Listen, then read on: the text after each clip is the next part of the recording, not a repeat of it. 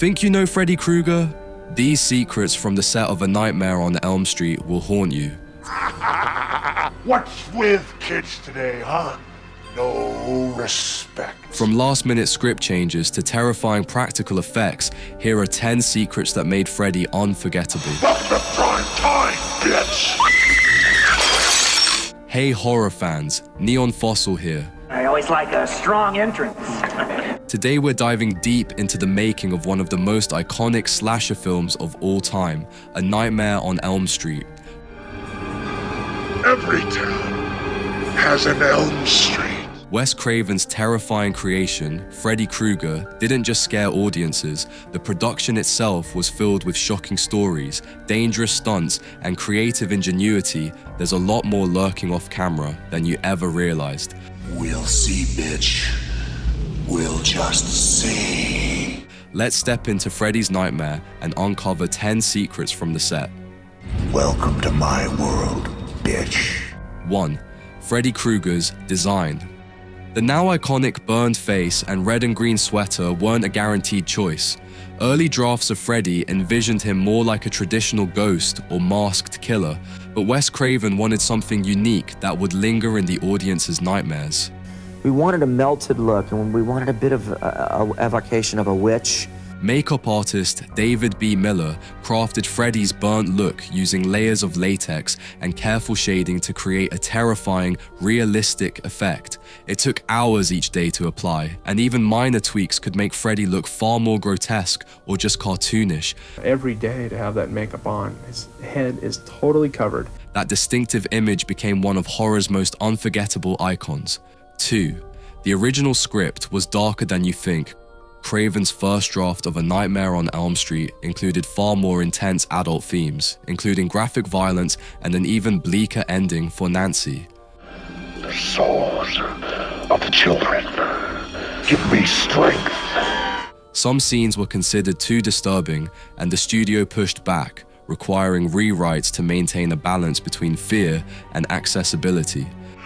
We got special work to do here, you and me. This negotiation created the version we know today, scary enough to terrify, but still watchable by teens. The process of toning down some scenes while keeping the tension high was a delicate balance, showing how much creative compromise goes into even legendary horror films. 3. Johnny Depp's first big role.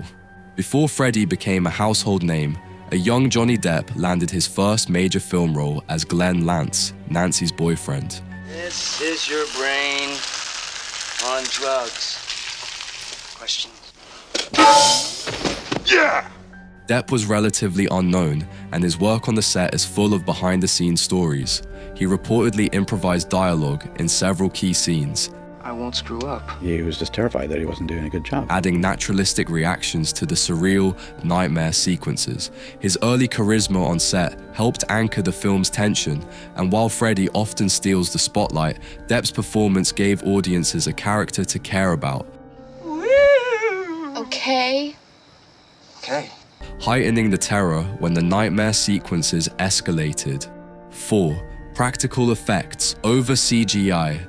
Many of the movie's iconic dream sequences were accomplished with practical effects rather than computer-generated imagery, which was limited at the time. Great graphics.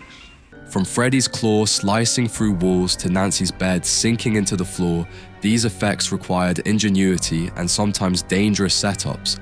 Stunt coordinators and crew had to choreograph every movement carefully, especially for sequences involving wires, trapdoors, or collapsing sets.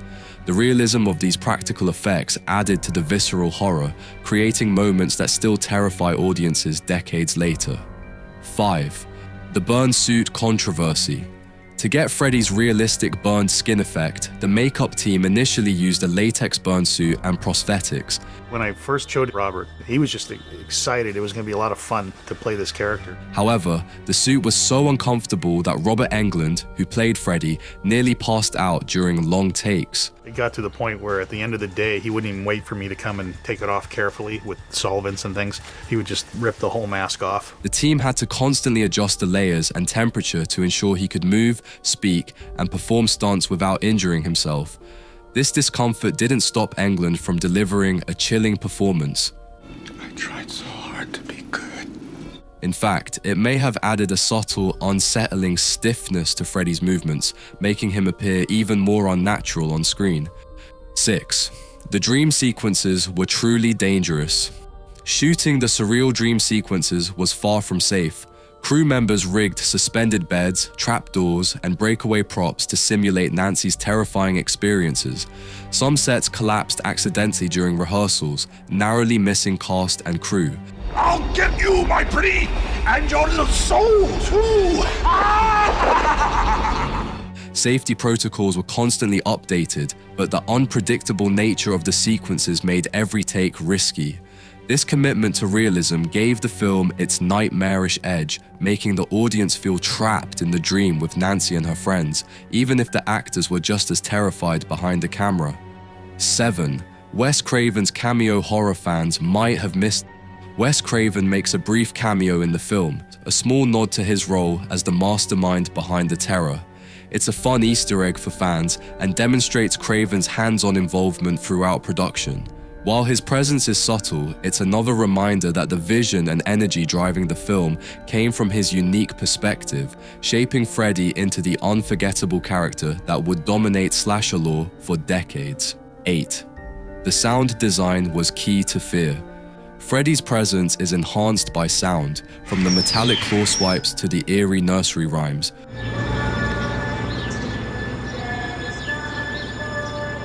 Composer Charles Bernstein and the sound team spent hours layering subtle noises to create unease before Freddy even appeared.